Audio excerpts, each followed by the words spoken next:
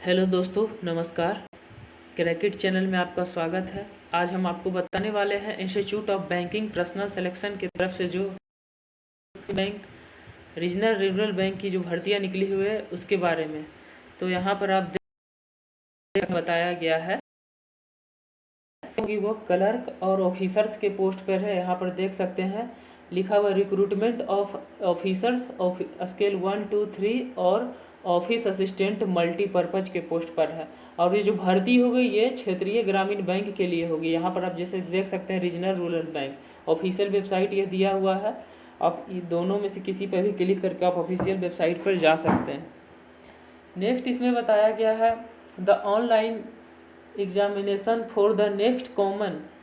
यहाँ पर देख सकते हैं recruitment process for RRB, CRP, RRB 10 for recruitment of group A officers और ग्रुप बी में ऑफिस असिस्टेंट है। यानी ऑफिसर्स में भी 3 स्केल है, स्केल 1, स्केल 2 और स्केल 3। और ऑफिस असिस्टेंट में आप देख सकते हैं मल्टीपर्पज़ है जिसे क्लर्क भी कहते हैं। तो इसकी भर्तियां जो है की जानी है। इसका एग्ज़ाम का डेट भी बताया है सितंबर अक्टूबर के महीने में होगा 2021 में, अगस्त सितंबर अक्टूबर के महीने में। और फिर है the interview for recruitment of group A officers scale 1, 2 and 3 under the same process will be coordinated by the nodal regional rural banks. कहता है कि जो ऑफिसर पोस्ट वाले का जो है ये इंटरव्यू होगा वो जो होगा अपने नोडल बैंक के द्वारा कराया जाएगा। नोडल बैंक होगा या नाबार्ड या तो IBPS हो सकता है। नेक्स्ट है आपका इसमें जो इम्पोर्टेंट बात बताया गया है कि any eligible candidate who aspires to join any of the regional rural banks listed at A as group A officers scale 1, 2, 3 and group B office assistant के पोस्ट पर। नेक्स्ट है यहाँ पर एक सेकेंड, नेक्स्ट यहाँ पर बताया गया है इम्पोर्टेंट पॉइंट। देखिए इसके लिए क्या है कि आपको जो है अगर जो भी जिस भी मतलब कि बैंक का फॉर्म भर रहे हैं उसके लिए आपका जैसे कि आंध्र प्रदेश में आप फॉर्म भर रहे हैं तो आंध्र प्रदेश में भर रहे हैं तो वहाँ का लैंग्वेज आपको आना चाहिए। जैसे वहाँ का लैंग्वेज है तेलुगु तो तेलुगु होना चाहिए। अब जैसे आंध्र प्रदेश हो गया, अरुणाचल प्रदेश में फॉर्म भर रहे हैं तो उसके लिए अरुणाचल प्रदेश रूरल ग्रामीण बैंक, तो अरुणाचल प्रदेश में आपका इंग्लिश होना चाहिए। उसी तरह से आर्यावर्त बैंक लखनऊ में है तो हिंदी उसके लिए आना चाहिए। यानी कि जिस स्टेट में भी या जिस मतलब राज्य में वो बैंक स्थित है उस राज्य का जो है लोकल लैंग्वेज आपको आना चाहिए। और नेक्स्ट इसमें बताया गया है नेक्स्ट है इसका इम्पोर्टेंट पॉइंट कि फॉर्म भरने के लिए जो है नेशनलिटी देख सकते हैं भारत का नागरिक हो, नेपाल का प्रजा हो, भूटान का प्रजा हो, तिब्बतीन रिफ्यूजी हो तो वो सब फॉर्म इसको भर सकते हैं। और डेट के लिए क्या बताया गया है, डेट जो है 1 जून 2021 को ऑफिसर्स स्केल 3 और ऑफिसर्स स्केल 2 और के लिए बताया गया है कि ऑफिसर स्केल 3 के लिए जो है 21 से 40 वर्ष होना चाहिए एज।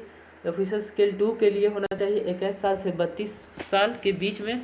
और ऑफिसर्स स्केल 1 के लिए देखिए 18 से 30 साल रखा गया है। और फिर इसी तरह से आप देख सकते हैं ऑफिस असिस्टेंट के लिए रखा गया 18 से 28 साल। नेक्स्ट है यहाँ पर देखिए छूट भी दिया गया है, किसको क्या छूट मिलेगा आप देख सकते हैं। शेड्यूल कास्ट के लिए देखिए और शेड्यूल ट्राइब के लिए 5 साल का छूट है और OBC के लिए देख सकते हैं 3 साल का छूट है। और इसी तरह से सब देख सकते हैं एक्स सर्विसमैन के लिए भी छूट है और PWD कैंडिडेट और विडो डिवोर्स्ड वोमेन के लिए भी यहाँ पर डिस्काउंट रखा गया है एज में।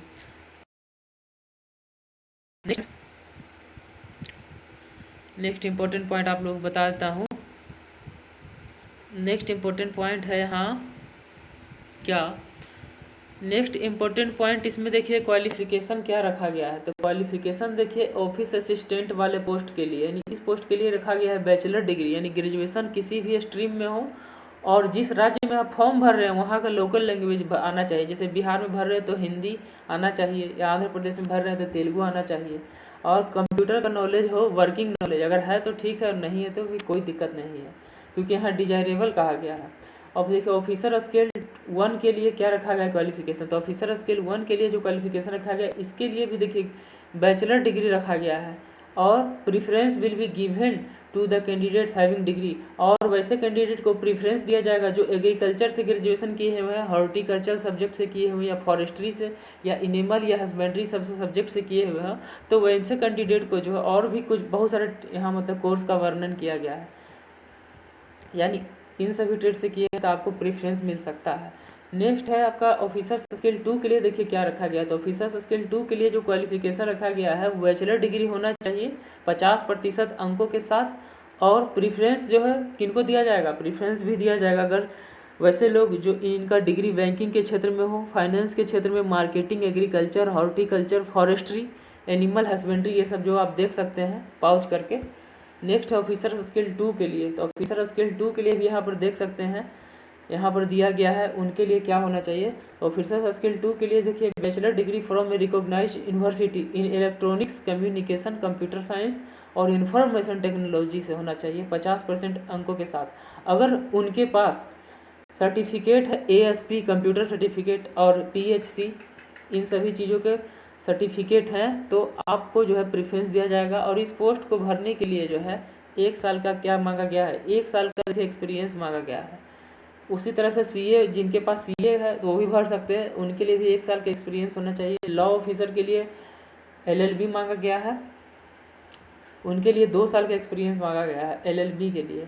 नेक्स्ट है ट्रेजरी मैनेजर। ट्रेजरी मैनेजर के लिए देखिए क्वालिफिकेशन रखा गया है चार्टर्ड अकाउंटेंट, यानी जो लोग CA पास है वो भर सकते हैं, या MBA फाइनेंस में किए हुए हैं रिकॉग्नाइज्ड यूनिवर्सिटी से तो वो भर सकते हैं, उनके लिए भी 1 साल का एक्सपीरियंस मांगा गया है।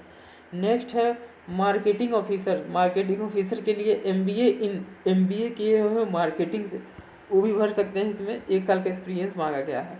नेक्स्ट है एग्रीकल्चर ऑफिसर के लिए, तो जो भी बैचलर डिग्री एग्रीकल्चर से, हॉर्टिकल्चर, डेयरी, एनिमल हस्बेंड्री ये सबसे किए हैं तो उनके लिए भी भर सकते हैं, लेकिन 2 साल का एक्सपीरियंस मांगा गया है। नेक्स्ट बताया गया है यहाँ पर ऑफिसर स्केल के लिए। तो ऑफिसर्स स्केल के लिए देख सकते हैं क्या मांगा गया है। ऑफिसर स्केल के लिए यहाँ मांगा गया है क्वालिफिकेशन बैचलर डिग्री निम्नलिखित जो है सब्जेक्ट में, और इसके लिए 5 साल का। देखिए सबसे ज़्यादा एक्सपीरियंस इसी ट्रेड में मतलब मांगा गया है ऑफिसर्स स्किल 3 वाले पोस्ट पे। अब है नेक्स्ट इंपॉर्टेंट पॉइंट यहाँ बताया गया है कि फ़ी के बारे में बता देते हैं। तो फ़ी देखिए क्या रखा गया, फ़ी रखा गया है 175 रुपये SC ST और PW वाले कैंडिडेट के लिए, और 850 रुपया OBC और जनरल और EWS वाले कैंडिडेट के लिए। यह हो गया ऑफिसर स्केल के लिए। और ऑफिस असिस्टेंट का फॉर्म भर रहे हैं तो उनके लिए 175 रुपया और 850, मतलब सेम चार्ज है। और एक बात का ध्यान रखें, अगर जिनको दोनों फॉर्म भरना है तो वो मल्टीपर्पज़ का फॉर्म भर सकते हैं और ऑफिसर्स स्केल का भी भर सकते हैं, लेकिन ऑफिसर्स स्केल में जो है ग्रेड 1 या 2 या 3 में से तीनों में से कोई एक ही भर सकते हैं। या तो मल्टीपर्पज़ भरिए, मल्टीपर्पज़ के साथ साथ ऑफिसर स्केल वाला भी भर सकते हैं, लेकिन ऑफिसर स्केल में सिर्फ स्केल 1, स्केल 2 या 3 में से कोई एक ही भर सकते हैं। नेक्स्ट हो गया आपका ऑनलाइन का। देखिए एग्ज़ाम होगा, उसका स्ट्रक्चर क्या रहने वाला है। तो जो ऑनलाइन का एग्ज़ाम होगा तो उसके लिए प्री एग्ज़ाम, तो प्री एग्ज़ाम का स्ट्रक्चर यहाँ पर देख सकते हैं। ऑफिस असिस्टेंट वाले पोस्ट के लिए, ऑफिस असिस्टेंट वाले पोस्ट के लिए रखा गया है यहाँ पर रीजनिंग आपसे पूछा जाएगा 40 नंबर का और 40 मार्क्स दिया जाएगा, और मैथमेटिक्स यानी न्यूमेरिकल एबिलिटी होगा 40 नंबर का और उसके लिए 40 मार्क्स दिया जाएगा। आप देख सकते हैं टोटल 80 मार्क्स, और टाइम जो है 45 मिनट ही है मात्र। और 45 मिनट में कोशिश ये करेंगे कि जितना ज़्यादा से ज़्यादा क्वेश्चन बना सकते हैं आप बनाइए। नेक्स्ट है ऑफिसर्स स्केल 1 के लिए। देखिए क्या रहने वाला है सिलेबस एग्ज़ाम के लिए। तो इसके लिए भी सेम सिलेबस है, 40 नंबर का रीजनिंग होगा आपका और 40 नंबर का जो होगा मैथमेटिक्स होगा। टाइमिंग जो है 45 मिनट का होगा। नेक्स्ट है जब इसका मेंस एग्जाम होगा तो जो क्लर्क या जो ऑफिस मल्टीपर्पज़ है, मल्टीपर्पज़ का जब मेंस एग्जाम होगा तो उसके लिए देख सकते हैं कि क्या रखा गया है। मल्टीपर्पज़ का जब मेंस एग्जाम होगा उसके लिए जो रखा गया है रीजनिंग के लिए रखा गया यहाँ पर 40 क्वेश्चन है 50 नंबर का, फिर 40 क्वेश्चन कंप्यूटर का 20 नंबर का, 40 क्वेश्चन है जीके का, जनरल अवेयरनेस 40 नंबर का, 40 इंग्लिश है और इंग्लिश है 40 नंबर का। 40 यहाँ पर देखिए 4A या 4B में जो बताया गया है दोनों में से कोई एक सब्जेक्ट चूज कर सकते हैं, या तो आप इंग्लिश का दे सकते हैं एग्जाम या हिंदी का। आप जिसमें एग्जाम देंगे उसी से आपका रिजल्ट होगा। तो आप या तो हिंदी 40 नंबर का या इंग्लिश 40 नंबर का, दोनों में से कोई एक ही दे सकते हैं।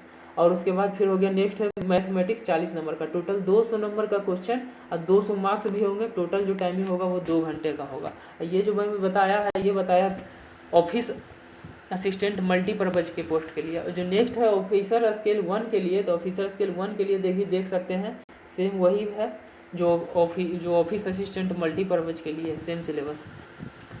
और नेक्स्ट है यहाँ बताया गया है कि देखिए आप जो एग्ज़ाम देंगे, अगर आप सेंट्रल आंध्र प्रदेश चुनते हैं तो वहाँ पर जो है मतलब जो क्वेश्चन पूछा जाएगा हिंदी, इंग्लिश और तेलुगु में। अरुणाचल प्रदेश चुनते हैं तो हिंदी इंग्लिश में पूछा जाएगा। असम चुनते हैं तो इंग्लिश हिंदी असामीज, मतलब कि जो भी स्टेट चुनते हैं वहाँ का तो लैंग्वेज रहेगा और हिंदी और इंग्लिश भी रहेगा। बिहार में इंग्लिश और हिंदी पूछा जाएगा लैंग्वेज में क्वेश्चन, और छत्तीसगढ़ में भी देख सकते हैं। इसी तरह से पाउच करके देख सकते हैं पूरा, जिस राज्य में भी फॉर्म भर रहे हैं उस वहाँ का जो है रीजनल लैंग्वेज रहेगा और हिंदी इंग्लिश तो रहेगा ही रहेगा। नेक्स्ट है देखिए यहाँ पर ये ऑफिसर्स स्केल 2 के लिए देखिए सिलेबस क्या है, यहाँ पर देख सकते हैं। और नेक्स्ट है ऑफिसर स्केल 2 के लिए। ऑफिसर स्केल 2 में बहुत सारे पोस्ट है तो सबके लिए अलग अलग दिया हुआ है। नेक्स्ट है फिर ऑफिसर स्केल 3 के लिए, तो यहाँ पर देखिए ऑफिसर स्केल 3 के लिए भी सिलेबस दिया हुआ है कि कौन सा सब्जेक्ट से कितना प्रश्न पूछा जाएगा, और यहाँ पर आप देख सकते हैं इस तरह से। और नेक्स्ट है कट ऑफ तो है उसके डिसाइड किया जाएगा, और कट ऑफ में जितना ज़्यादा स्कोर करते हैं उसके अनुसार जो है आप लोगों को फिर नेक्स्ट मेंस एग्ज़ाम के लिए बुलाया जाएगा। और कट ऑफ में आपको हर सब्जेक्ट वाइज अलग अलग पास होना है, यानी हर सब्जेक्ट में आपको जो है कट ऑफ को क्लियर करना है, तभी आपका जो मेंस एग्ज़ाम के लिए आपको जो है कॉल। नेक्स्ट है इसमें क्या बताया गया है, और इम्पोर्टेंट बात जो है कुछ बता देना चाहता हूँ, और कह रहा है कि इसमें प्री एग्जामिनेशन ट्रेनिंग और ड्यू टू कोविड-19 pandemic for the safety of the candidate PET during this period may not be held. और जो एग्ज़ाम को शुरू करने के पहले पीईटी कराया जाता है एससी, एसटी और माइनॉरिटी कैंडिडेट्स के लिए, तो हो सकता है वो नहीं कराया जाए। पीईटी में होता है ट्रेनिंग दिया जाता है एससी वाले कैंडिडेट, एसटी और माइनॉरिटी कैंडिडेट को कि एग्ज़ाम किस तरह से देना है उसके लिए। तो वो बताया गया है इसमें कि कोविड-19 के चलते जो है यह पीईटी नहीं भी कराया जा सकता है, इंटरव्यू होगा। और यहाँ पर देखो बताया गया है कि क्लर्क के लिए पोस्ट जो ऑफिस असिस्टेंट के लिए तो कोई इंटरव्यू नहीं होगा, लेकिन यहाँ पर ऑफिसर स्केल 1 और 2 और 3 के लिए इंटरव्यू होगा, तो वो बताया गया है। और उसके बाद होगा आपका डॉक्यूमेंट वेरिफिकेशन, यहाँ पर देख सकते हैं, यहाँ पर डॉक्यूमेंट वेरिफिकेशन होगा जब आप इंटरव्यू में पास कर जाते हैं। उसके लिए बहुत ही सारे मतलब कि डॉक्यूमेंट्स लेकर जाने होंगे जहाँ पर मेंशन है जो। और नेक्स्ट है इसमें और बताया गया है कि कोविड-19 के कारण जो है आपको सब फेस मतलब मास्क लगा के जाना है, ग्लव्स पहन कर जाना है, पर्सनल ट्रांसपेरेंट वाटर बोतल लेकर जाना है, हैंड सैनिटाइजर लेकर जाना है, एक पेन लेकर जाना है, ये सारे चीज़। और कॉल लेटर लेकर जाना है, ID, admit card, ID, original photocopy of ID, ये सब लेकर जाना है आपको। नेक्स्ट है, और यहाँ पर एक इम्पोर्टेंट बात आप देख सकते हैं, फॉर्म भरने की जो तिथि है, यहाँ पर फॉर्म भरने की तिथि के बारे में बताया गया है 8/6 से लेकर के 28/6 तक, यानी ज़्यादा टाइम नहीं, मात्र 21 दिन का टाइम दिया गया है। और 8/6 से 28/6 तक पेमेंट भी आपको कर देना है। 9 तारीख 7वां महीना 2021 को देखिए बताया गया है कि पीईटी प्री एग्ज़ाम का ट्रेनिंग होगा जो एससी और एसटी वाले कैंडिडेट के लिए होता है।